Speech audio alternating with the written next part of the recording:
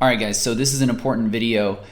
This is exactly how I'm able to find 3K to 10K per month profit products very first try. Now, of course, you've seen on the YouTube, sometimes I'll have something that goes 5K per day in profit, but generally, if we can hit this mark, this is fantastic. And so I refined this list, so I want to go over it and I'm going to show you some examples. So this is super, super, super important. So the first one I really want to hype on is margin. Now, I'm not necessarily talking about margin as far as, ooh, how much profit am I going to be taking if I sell this product? No, this is what I use for a 30,000 foot view to quickly analyze the competition in the scope. So I'm going to give you an example in a little bit, but typically what we're looking for is a 3x markup if a product is under $40. If it's over $40, that's fine. We need a 50% margin.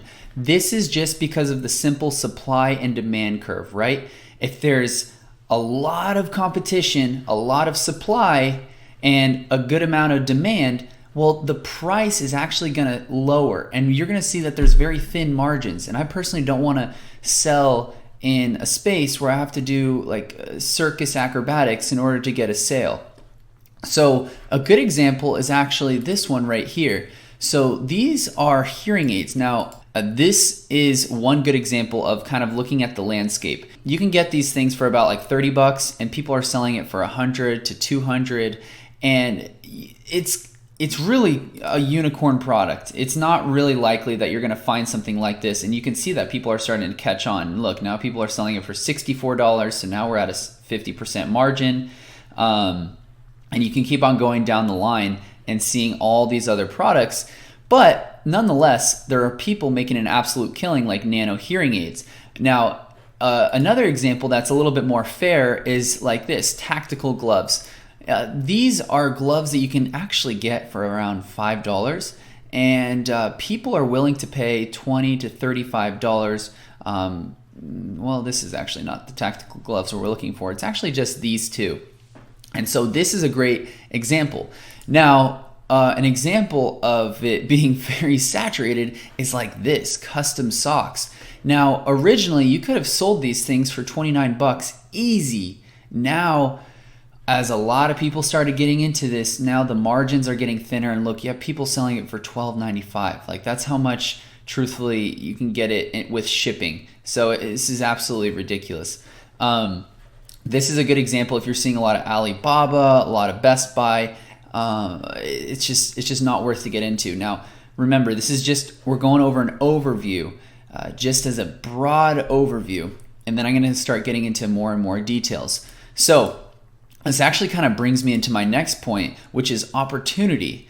What is the opportunity here? Now, in this course, obviously, we're going over a lot of good tactics in order to make your opportunity very, very good. Because the fact is a lot of people don't know anything about Google Ads. This is not an optimized listing. These aren't optimized. Like the fact that they only put invisible hearing aid, hearing bloom X1, this is terrible. What you could have put is hearing aids for seniors, hearing aids for the elderly, all these different keywords, and start ranking and increasing your impression share. So almost every product, we're going to have some kind of opportunity, but what is going to be an easier opportunity for us? So if I click on this one, the next kind of opportunity I was going to highlight was actually the landing page. Our landing page is going to be, I'm going to give you guys obviously the best landing page that converts. This is not bad. Like what they have, even though it's not great, the problem is that it's not bad. We kind of want to go after things that are not very good, because since they're going over, they're going to the older demographic. The older demographic is really looking for things like this. Just very kind of simple, crappy looking landing pages. I mean, I honestly would have removed these emojis for sure. They don't want to see that. They would rather see something more professional. This is really good. So you got to also know who you're talking to, and probably what is their main money driver is this phone number right here. I mean, you got to know who you're targeting. So this is not like a great opportunity where I'm like, ooh, I'm going to blow them out of the water. There's not much here for me to say like my angle is going to be better than theirs. And now, especially with this, like custom socks, like this is something that with point number one, I wouldn't even look into anymore because there's too much competition at a low price. So now the second thing I want to go over is customer price resistance based on niche. Super important, way underrated. And this is going to help you also figure out kind of your pricing and what you could even price your products as. And so in a simple term, what this means is what is someone willing to pay for that specific product in that specific niche, and what are they used to paying in that niche? So in the gifting niche, for example, people have a very tough threshold. There is a threshold on how much they're willing to pay because it's for someone else. But if it's for themselves, or if it's to solve a problem, or if it's like clothes or these nice new boots, people are willing to pay whatever because it's more of a vanity factor in there. So if we were to look at this, people are willing to pay, truthfully, like honest, legit hearing aids cost around $5,000. And I think that's even with insurance or whatnot. Truthfully, I don't know. I have no idea, but I know it's upward of $5,000. So when people see $200 or $700, their biggest question is this a scam? Because it almost seems unreal. Like this is more likely, like $2,700. But if we go over here in hair extensions, this is another really good example. You can see that there's a broad range of what people are willing to pay for this specific product. So if you're seeing there's a price ceiling of $140 and you're looking to sell at 70, well, good. That's a good position in the price ceiling. You don't really want to be at the tippy top unless you're really going to go ham on influencers and everything. Like a good example, actually, I'll give you guys is Try Snow. They went to the very top price ceiling. They knew that no one is really paying, like whitening strips, they cost like, I don't know, like $20. They went to $150. But it's because to whiten your teeth at a doctor's office is $300. So the price ceiling with a legitimate doctor with all credibility on the side is literally $300. But they had to really push their credibility and the results factor heavy in order for them to really charge at the premium price. And you can see they're even charging $300. They're literally at the top. So what I suggest is when you're looking through, if I can go back to my other example, you want to see this and you want to be below the kind of tippy top price ceiling, which I think you guys know where I'm going with this. Now, on the contrary, if you see, for example, there's a lot of people selling at a low price, like $6, $12. Now, you have a couple up here, 29 and 24, but for the most part, you're seeing now even $5.99. Jesus. Then you're like, oh man, this is going to be tough. This is just not going to be worth your time, honestly. With how many products there are out there, it's ridiculous. Now, if I go to the next point, oh man, this is going to be so good. Risky refund rate percentage. A perfect example I could do is like let's just look at weight loss devices. Like if we go right here, a lot of this stuff is not worth your time to sell because they simply do not work. And we look at this product, which I think everyone and their mom has seen. This is a product that has been blown out of the water and truthfully probably has had more refunds than most products because it simply just does not work. This is like a blatant, like obviously you're not going to get abs from putting something on your body that does the work for you. It's just a really good angle and people can make a lot of money with it. But if you're going to be selling a product like this, you're going to have a lot of angry customers. People are going to literally start filing disputes as you ship out the product. So you're going to be out the cost of goods, you're going to be out the marketing that you paid for, and you're going to start getting a little bit frustrated because you're going to be like, shoot, like how am I going to, restructure my refund rates? How am I going to, it's just not a good business and it's honestly a lot of anxiety. So you need to make sure that you have something that works. And if you're selling something that is breakable, like if you're selling something that's like glass, you also have to factor that in as well. It's not just about like problem solving products.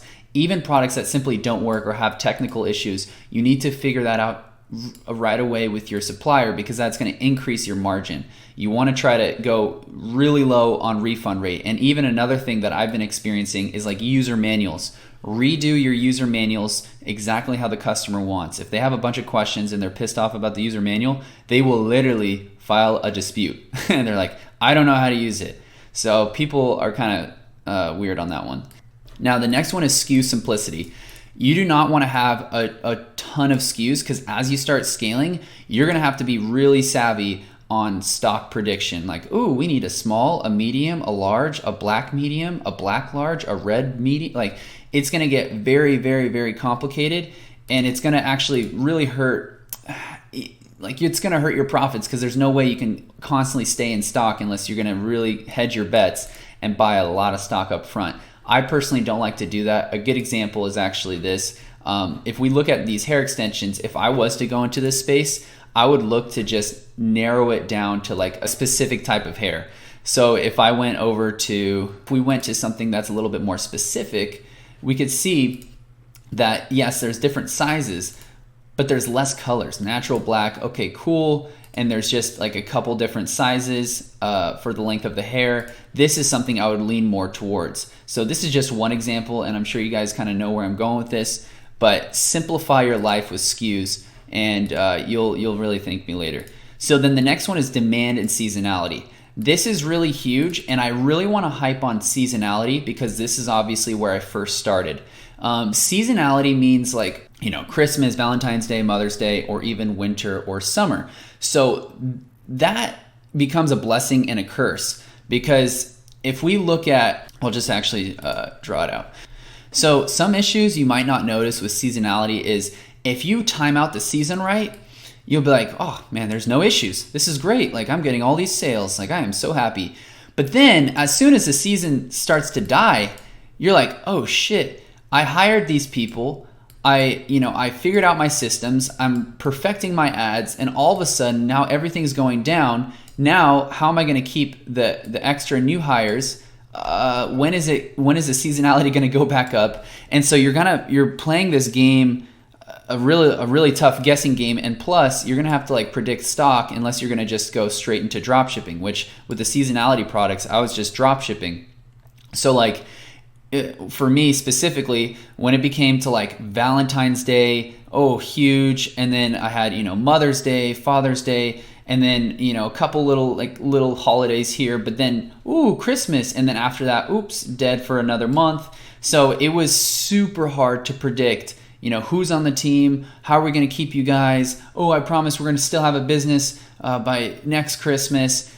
It's a headache, but it's also a cash cow.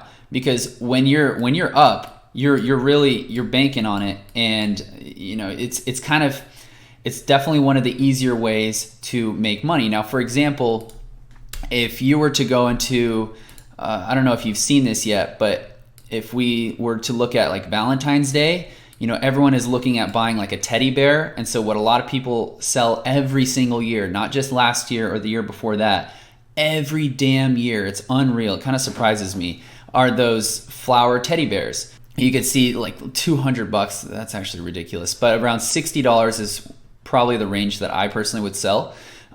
These things go insane around Valentine's Day, and all you have to do is, time the spike.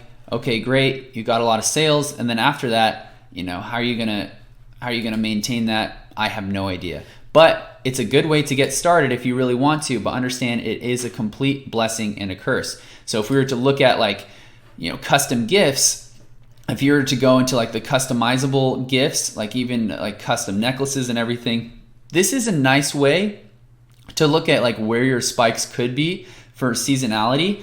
But truthfully, it's not really accurate. Like it's about 70% accurate.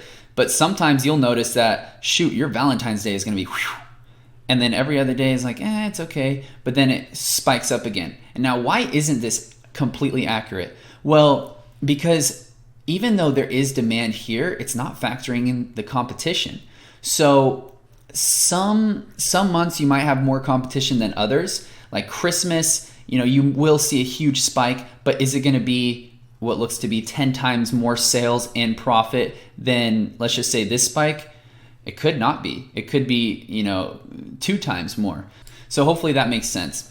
So this is just a broad checklist. I'm going to be going over more examples so that way we really hammer this in. But understand this is just the quick checklist that I go over just as fast as I went over with you guys. This is what I do mentally when I'm going over different products, right? So go over this checklist and kind of see, okay, what is my customer price resistance? Do I have some wiggle room? Oh, some people are willing to pay 120, some people are paying 40. All right, I can kind of sink my way in the middle there, but really become like the dominant company in that space by hyping on really good ad strategy, really solid landing page, and obviously looking completely legit, not like a spammy drop shipper. And also focusing on the angle of the product, which I'll be going over later in other videos. So hopefully this makes sense, and I'll see you guys in the next video.